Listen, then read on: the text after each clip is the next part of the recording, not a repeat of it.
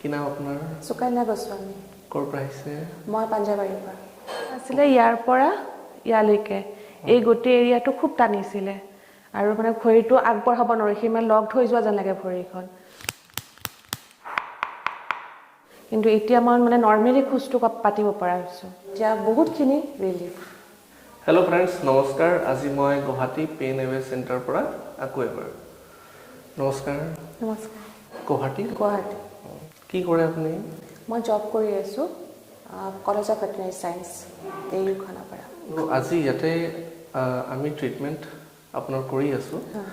চ' কি কাৰণত, কি অসুবিধাত আপুনি আমাৰ তাত আহিছিলে সেই বস্তুটো? একচুৱেলি নৱেম্বৰ মাহত মই মানে যেতিয়া ঘৰ শ্বিফটিং কৰি আছিলোঁ, তেতিয়া আপোনাৰ অলপ কাম কৰোঁতে কঁকালত মানে খুব বেয়াকৈ লাগিলে। তেতিয়াতো মই একদম বেডৰিডান হৈ গ'লোঁ, উঠিব নোৱাৰোঁ। তাৰপিছত আপোনাৰ তেনেকৈ ৰেষ্ট লৈ তাৰপিছত মানে MRI কৰালে। MRI কৰোঁতে ক'লে যে অকণমান নাৰ্ভটো শ্লাইটলি কম্প্ৰেছ হৈছে। তাৰপিছত তেনেকৈ বেড ৰেষ্ট কৰি তেনেকৈ থাকি গ'লোঁ। তাৰপিছত 31 ডিচেম্বৰৰ পৰা আৰু মানে মোৰ ষ্টাৰ্ট হৈ গ'ল। আকৌ মানে খোজ কাঢ়িব নোৱাৰা হৈ গ'লোঁ। বাওঁ ভৰিটো লক হৈ যায় যেতিয়া মানে মই আগবঢ়াই দিওঁ, মানে খুৰাই খোজ কাঢ়িব লাগে। তাৰপিছত তেনেকৈ অফিচো কৰি আছিলোঁ। দেন মোৰ কলিগ এগৰাকীৰ মা, তেখেত লখিমপুৰৰ পৰা আহিছিলে আপোনাৰ ওচৰতে। তো তাই মোক ক'লে যে এনেকুৱাকৈ মানে pain away centre, Pankaj Goswami তেখেতৰ যাব পাৰে। তো তাই মোক ৰিকমেণ্ড কৰিলে।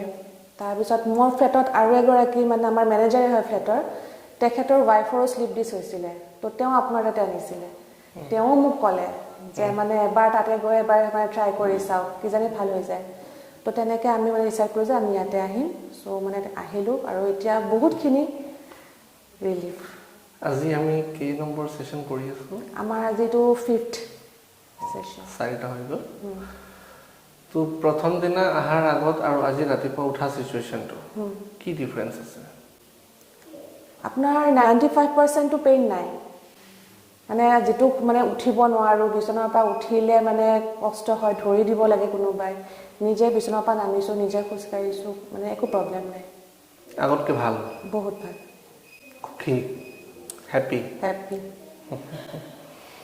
ঠিক আছে, তেনেহ'লে আজি আমি 14th of January, আজি আমি বিহু দিনা এই ভিডিঅ'টো শ্বুট কৰি আছোঁ।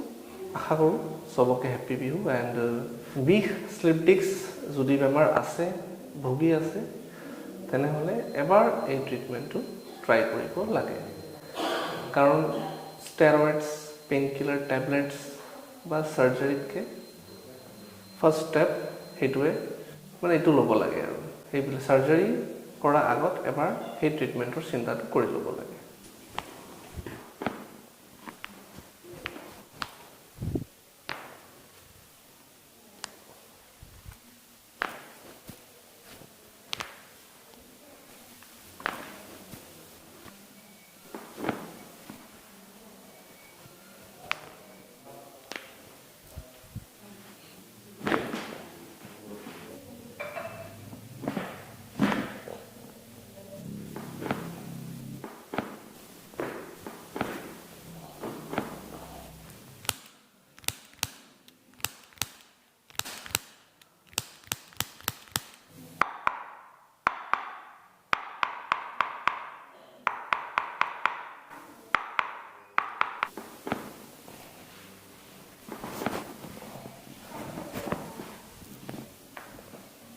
ওপৰ